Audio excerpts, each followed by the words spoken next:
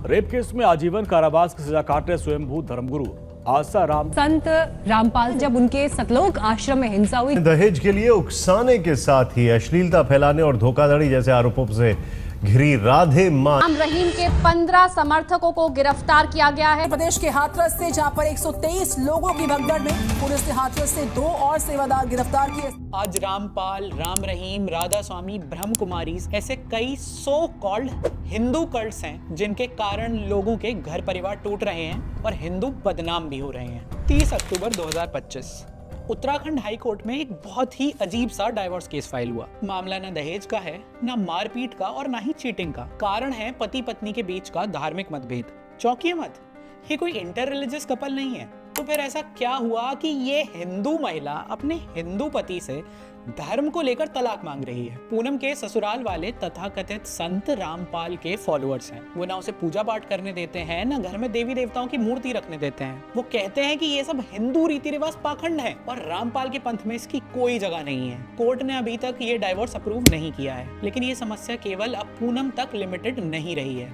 आज रामपाल, राम रहीम, राधा स्वामी, ब्रह्म कुमारीज ऐसे कई सो कॉल्ड हिंदू कल्ट्स हैं जिनके कारण लोगों के घर परिवार टूट रहे हैं और हिंदू बदनाम भी हो रहे हैं। मेरे वीडियोस के कमेंट सेक्शन में भी लोग ब्रह्मा कुमारीज का एग्जाम्पल यूज करके बाकी हिंदू संस्थाओं और धर्म का मजाक बना रहे थे, क्योंकि ये आजकल काफी कूल हो गया है। लेकिन इस ट्रेंड में ये लोग ये नहीं समझ पाते कि उनका क्रिटिसिज्म कितना आयरॉनिकल है। मैं आपको बताता हूँ कैसे। यूजुअली ये क्रिटिसाइजर्स वो एजुकेटेड लोग होते हैं जो अपना रिलीजन ह्यूमैनिटी बताते हैं और आइडियोलॉजी ट्रू सेक्युलरिज्म। जब भी ये हिंदू धर्म के पाखंडी बाबाओं की बात करते हैं तो सबसे पहले नाम लेते हैं राम रहीम का। बात भी सही है, क्योंकि लाखों फॉलोअर्स वाला ये बाबा एक कन्विक्टेड रेपिस्ट है। लेकिन मजे की बात तो ये है कि राम रहीम खुद को हिंदू मानता ही नहीं है, ना तो वो किसी हिंदू पंथ परंपरा से जुड़ा है। राम रहीम की तो पूरी की पूरी पैकेजिंग और पीआर ही अमर अकबर एंथनी वाली है। उसका पूरा नाम है राम रहीम सिंह इंसान और इंसानियत उसका धर्म। इस नाते तो ये व्यक्ति आपकी ही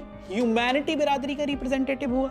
दूसरा एग्जाम्पल है राधा स्वामी कल्ट का। ये भी आपकी ही तरह ट्रू सेक्युलरिज्म और सर्वधर्म संभाव में मानते हैं। वो कहते हैं कि इनकी टीचिंग्स में सभी धर्मों का निचोड़ है। इनके अधिकतर हिंदू फॉलोअर्स भी मूर्ति पूजा, कर्म कांड और व्रत त्योहार को छोड़ देते हैं। दिवाली पर ये मोमबत्ती तो जला लेते हैं, लेकिन साधारण हिंदुओं की तरह लक्ष्मी गणेश जी की पूजा नहीं करते। लेकिन अगर आज आप इनके सेक्युलर डेरे की कमाई और प्रॉपर्टी का हिसाब लगाने लगेंगे तो बड़े बड़े बिजनेसमैन और इंडस्ट्रियलिस्ट भी इनके पीछे छूट जाएंगे। आप में से कितने लोगों को पता है कि पूरे भारत में प्रसिद्ध hospital chain Fortis healthcare, pharma company Ranbaxy और फाइनेंशियल फर्म रेलीगेयर एंटरप्राइजेस के सीधे तार राधा स्वामी सत्संग ब्यास की लीडरशिप से जुड़े हैं। इन कंपनियों के एक्स प्रमोटर और फाउंडिंग मेंबर शिवेंद्र और मलविंदर मोहन राधा स्वामी की मेन फैमिली के क्लोज रिलेटिव्स हैं और इन पर करोड़ों के फंड्स के हेर फेर के आरोप हैं। लेकिन अगर आप किसी राधा स्वामी फॉलोअर से बात करेंगे तो उनके लिए धर्म का धंधा बनाने वाले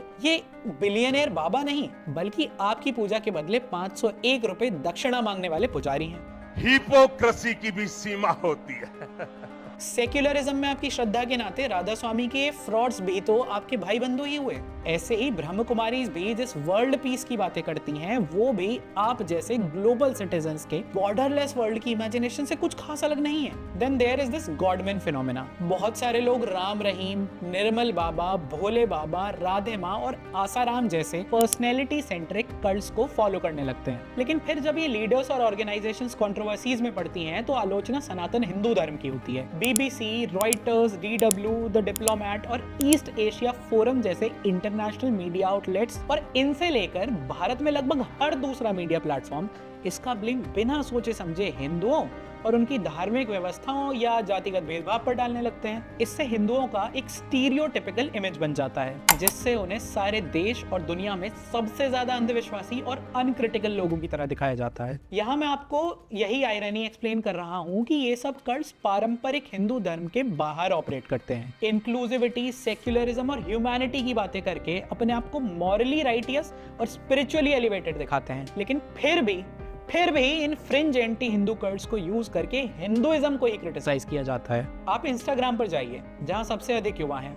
वहां आजकल आपको ऐसे बहुत से क्रिएटर्स मिलेंगे जो रैंडम कल्ट्स या बाबाओं की क्लिप्स यूज करके धर्म को क्रिटिसाइज करते हैं। इससे युवाओं के मन में हिंदू धर्म केवल इन पाखंडी बाबाओं और कल्ट्स तक सीमित हो जाता है, जो बिल्कुल ही गलत है। वास्तव में तो ये कल्ट वर्शिप या गॉडमैन कल्चर पारंपरिक हिंदू धर्म से एक डेविएशन है। किसी व्यक्ति को पूजना, बिना सर पैर की कहानियां बनाना और फिर ऐसे मंदिर या आध्यात्मिक संस्थाएं बनाना जिनमें हिंदू देवी देवता है ही नहीं, ये कहाँ का हिंदू धर्म है? इस तरह के गैर पारंपरिक पंथों का खंडन तुलसीदास जी महाराज ने रामचरितमानस में किया है। जैसे कलिमल ग्रसे धर्म सब लुप्त भये सदग्रंथ, दंभिन निजमति कल्प करी प्रगट किए बहुपंथ। अर्थात कलयुग के पापों ने सब धर्मों को ग्रस लिया है, सदग्रंथ लुप्त हो गए हैं, दंभियों ने अपनी बुद्धि से कल्पना कर करके बहुत से पंथ प्रकट कर दिए हैं। अपने धर्म की सही समझ ना होने के कारण आजकल लोग ऐसी ही किसी भी दंभी पंथ या व्यक्ति को फॉलो करने लगते हैं, और फिर जब उनकी काली करतूतें सामने आती हैं तो लोग बिना सोचे समझे धर्म की आलोचना करते हैं। ऐसे ही एक और चौपाई में तुलसीदास जी महाराज कहते हैं, मारग सोई ज कहूं जोई भावा,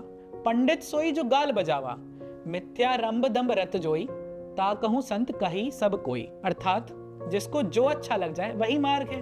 जो डींगे मारता है वो पंडित है, जो मिथ्या या आडंबर रचता है और दंभ में रत है उसी को सब कोई संत कहते हैं। अब ऐसी स्थिति में किसी भी साधारण हिंदू के लिए वास्तविक धर्म की पहचान कर पाना बहुत कठिन हो जाता है। लेकिन बहुत कम लोग ये जानते हैं कि इसका उत्तर पहले से ही हमारे दर्शन शास्त्रों में है। हिंदू परंपरा में भगवान से जुड़ा कोई भी क्लेम करने के लिए प्रमाण देने होते हैं। प्रमाण वो रिलायबल मीडियम है जिससे ये तय होता है कि कोई भी चीज ऑथेंटिक है या नहीं है। जैसे दृष्टि के लिए हमारे नेत्र प्रमाण है, ध्वनि के लिए कान, गंध के लिए नाक, स्वाद के लिए जीभ और स्पर्श के लिए त्वचा। Now these are facts. हम ये नहीं कह सकते कि कान से देखा जा सकता है, ना ही हम केवल किसी ध्वनि मात्र से ये पता कर सकते हैं कि सामने क्या वस्तु है। जैसे राजा दशरथ जलाशय से पानी की आवाज सुनकर ये नहीं पहचान पाए थे कि वो हिरण पर बाण चला रहे हैं या श्रवण कुमार पर। इसका अर्थ है कि हर प्रमाण का एक प्रमेय होता है, मतलब सब्जेक्ट होता है, और किसी भी प्रमेय का एक से अधिक प्रमाण नहीं होता। अब विजन, साउंड, टच, टेस्ट या स्मेल, इनका तो प्रमाण सेंस ऑर्गन्स है, और जो विषय सेंसेस या बाकी किसी टूल ऑफ परसेप्शन के परे है, हिंदू धर्म में उसका प्रमाण है श्रुति शास्त्र। और धर्म के विषय में श्रुति यानी वेद ही सबसे बड़ा प्रमाण है। इसीलिए सायणाचार्य कहते हैं कि वेद इसीलिए वेद कहलाते हैं क्योंकि वो हमें उसका ज्ञान कराते हैं जो बाकी प्रमाणों के परे है। सीधे सरल शब्दों में कहें तो आत्मा, ब्रह्म या हिंदुओं के भगवान शास्त्रों से ही जाने जाते हैं। हमारे धर्म में वस्तु इंपॉर्टेंट होती है, और वस्तु की प्रधानता से ही तत्व का निर्णय होता है, न कि वक्ता की प्रधानता से। इसीलिए अगर कोई भी उन शास्त्रों के विधान के विरुद्ध जाकर कुछ भी कहता है तो वो काल्पनिक धर्म है। तो किसी भी पंथ की मनमानी बातें आपके मन को भले ही कितनी भी अच्छी लगे, इससे वो धर्म नहीं बन जाता। इसका अर्थ ये भी नहीं है कि आप उसे ही गुरु बनाएं जो संस्कृत और शास्त्रों का प्रकांड पंडित हो, लेकिन कम से कम उसे गुरु ना बनाएं जो शास्त्रों के विरुद्ध जाता हो। इन कल्ट्स और बाबाओं ने ऐसे ही शास्त्र विरुद्ध अपने अपने मनगढ़ंत पंथ बना लिए हैं जो पारंपरिक हिंदू धर्म के प्रमाणों सिद्धांतों से नहीं चलते। इसीलिए कल्ट्स में व्यक्ति प्राइमरी हो जाता है और वस्तु सेकेंडरी। इसीलिए आपको अधिकतर कल्ट लीडर्स किसी ना किसी तरह के क्राइम में संलिप्त मिलेंगे। कोई धन संपत्ति इकट्ठी कर रहा होता है, कोई सेक्सुअल एक्सप्लॉयटेशन में लिप्त होता है, और कोई अधार्मिक ज्ञान बांटकर समाज में केओस क्रिएट कर रहा होता है। इन पाखंडी पंथों और बाबाओं को पहचानने का एक अच्छा तरीका है व्यक्तिवाद वर्सेस सिद्धांतवाद। आप स्वयं सोचिए, एक और तो वो आचार्य हैं जो पूरे भारत में भ्रमण करके अपने मत का प्रचार करते हैं, उपनिषदों और पुराणों पर लंबी लंबी टीका लिखते हैं और उनकी उपासना और साधना पद्धति स्थापित करते हैं। और दूसरी ओर ऐसे बाबा और तथाकथित पंथ हैं जिनकी ना तो कोई साधना है और ना ही कोई सिद्धांत, जो भक्तों को भगवान के समीप ले जाने की जगह केवल अपनी पूजा करवाते हैं। इन दोनों मार्गों में किसके स्वार्थी और पाखंडी होने की संभावना अधिक है? एक और ये बाबा आपको मूर्ति पूजा और करवा चौथ करने से रोक रहे हैं, और दूसरी ओर खुद ही किसी की दरगाह पर जाकर माथा टेक रहे हैं। जो पुजारियों की छोटी सी दक्षिणा को लूट बता रहे हैं और पारंपरिक आचार्यों को ढोंगी, वो खुद अरबों खरबों की माया और जमीनें हथियाए बैठे हैं। अंधविश्वास, जातिवाद, कर्मकांड, पैसा ऐंठना, इस तरह के जो एक्यूजेशंस ये बाबा और कल्ट वाले लोग पारंपरिक धर्म पर लगाते हैं, वो तो इन पे ही सबसे ज्यादा लागू होते हैं। आज की डेट में जब ट्रेडिशनल रिलीजन की जगह यही लोग मेन स्ट्रीम बन गए हैं, तो इनका क्रिटिकल एनालिसिस भला क्यों ना किया जाए। अब इस बात पर कई लोग ये भी कह सकते हैं कि आज हमारे समाज में ये जो इतनी सारी समस्याएं, कुप्रथाएं हैं, इसकी जड़ भी तो पारंपरिक धर्म ही है। लेकिन यहाँ आप ये क्यों भूल जाते हैं कि ये धर्म 1000 वर्ष से स्टेट रिलीजन या सत्ता का धर्म रहा ही नहीं है। तो समाज की हर समस्या के लिए धर्म को कोसने की जगह इसका उत्तर आपको इतिहास में भी तो ढूंढना पड़ेगा। पता नहीं आपने ये बात नोटिस की है या नहीं, लेकिन उत्तर भारत में पॉपुलर हुए अधिकतर कल्ट्स का ओरिजिन नॉर्थ वेस्ट इंडिया में पंजाब, हरियाणा या सिंध से है। वो रीजन जहां मुसलमानों का शासन और मेजॉरिटी रही, जिससे हिंदू धर्म ने अपने वास्तविक स्वरूप को खो दिया। इससे सोसाइटी में एक वैक्यूम डेवलप हो गया। आप किसी भी देश का इतिहास उठाकर देख लीजिए, जब भी किसी बड़े ऑर्डर का कोलैप्स होता है तो उसके फॉलोअर्स छोटे छोटे स्प्लिंटर ग्रुप्स या फिर कल्ट्स में बढ़ जाते हैं, जैसे उत्तर पश्चिम भारत में बाबाओं, पीरों और डेरों का चलन। इस फिनोमेना को नोबेल पुरस्कार विजेता लेखक वीएस नायपॉल ने बहुत अच्छे से समझाया है। वो कहते हैं कि इस्लामिक रूल ने भारत में केवल टेम्पल्स और मॉन्यूमेंट जैसी फिजिकल बिल्डिंग्स नहीं तोड़ी, बल्कि हिंदू समाज की बुद्धि, उसका कौशल और आत्मविश्वास को भी सदियों के लिए नष्ट कर दिया। इस पर वीएस नायपॉल का एक कोट है, the invasions are in all the school books, but I don't think people understand that every invasion, every war, every campaign was accompanied by slaughter. A slaughter always of the most talented people in the country. So these wars, apart from everything else, led to a tremendous intellectual depletion of the country. यानी भारत पर हुए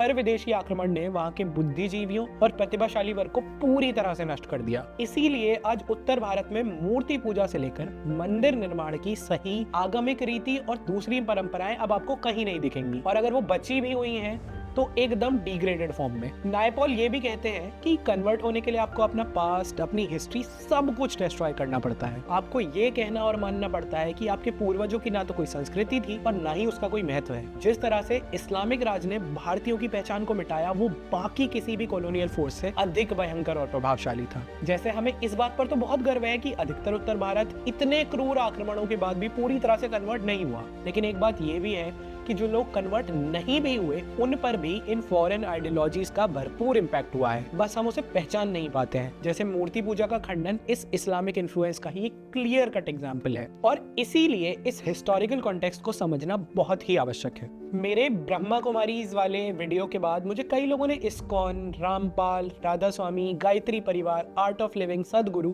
इन सबको expose करने के लिए कहा था। इन video से मुझे बहुत से व्यूज भी मिल जाते, लेकिन वो मेरा गोल है ही नहीं। मैंने इस वीडियो से आपको वो टूल्स दे दिए हैं जिससे आप किसी भी कल्ट और पारंपरिक धर्म में भेद करना सीख सकें। इससे होगा ये कि कम से कम आप आश्रम, सेक्रेड गेम्स और पीके जैसा प्रोपेगेंडा देखकर ये नहीं समझेंगे कि हमारा धर्म इन्हीं चीजों तक सीमित है। विचार कीजिए।